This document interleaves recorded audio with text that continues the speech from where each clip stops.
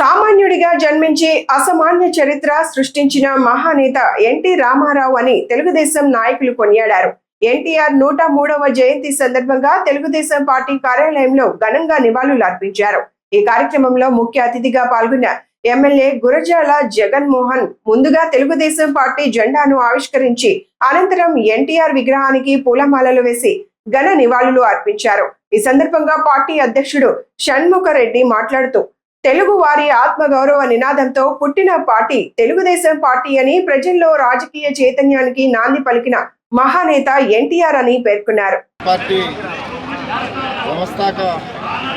వ్యవస్థాపక అధ్యక్షులు, తెలుగు జాతిని, తెలుగు ఖ్యాతిని, తెలుగువారి సంస్కృతిని ప్రపంచానికి చాటి చెప్పినటువంటి మహనీయుడు, యుగపురుషుడు, కీర్తిశేషులు నందమూరి తారక రామారావు గారి 104వ జయంతి సందర్భంగా నేడు తెలుగుదేశం పార్టీ కార్యాలయంలో ఘనంగా ఆయన యొక్క జయంతిని జరిపి ఘన నివాళులు అర్పించడం జరిగింది.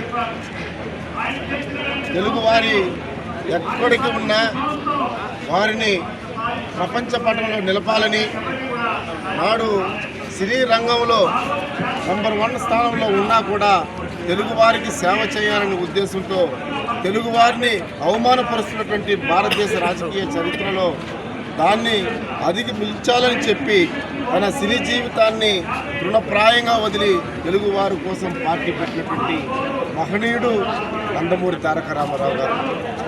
నాడు ఒక రాముడిగా, భీముడిగా, కృష్ణుడిగా, ఒక దుర్యోధనుడిగా అనేకమైన కళారంగంలో పాత్రలు పోషించిన రాముడంటే ఇలా ఉంటాడు, కృష్ణుడంటే నందమూరి తారక రామారావులో ఉంటాడని చెప్పి ఆయన యొక్క నటన రూపానికి ప్రపంచం మొత్తం వెలుగెత్తి చాటింది.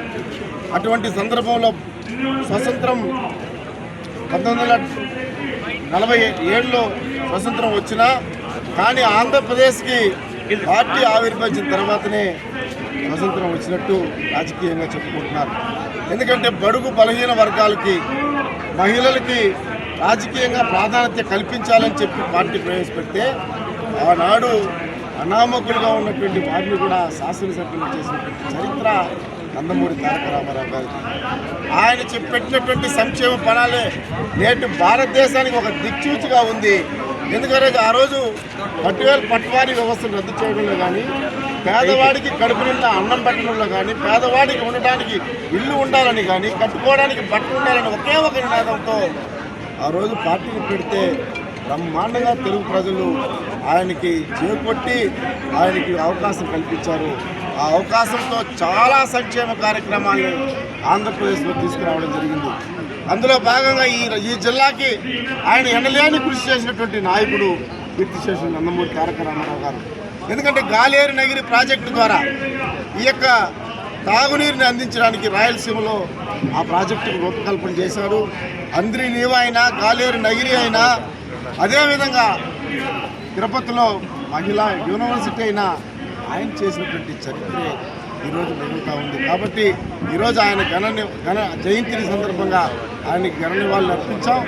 ఆయన ఎప్పుడూ కూడా తెలుగువారు ప్రపంచంలో ఉన్నంతకాలం, తెలుగువారు జాతి ఉన్నంతకాలం కీర్తిశేషులు నందమూరి తారక రామారావు తెలుగువారి ప్రజల గుండెల్లో ఉంటాడని సందర్భంగా తెలియజేసుకుంటూ జోహార్ ఎన్టీఆర్.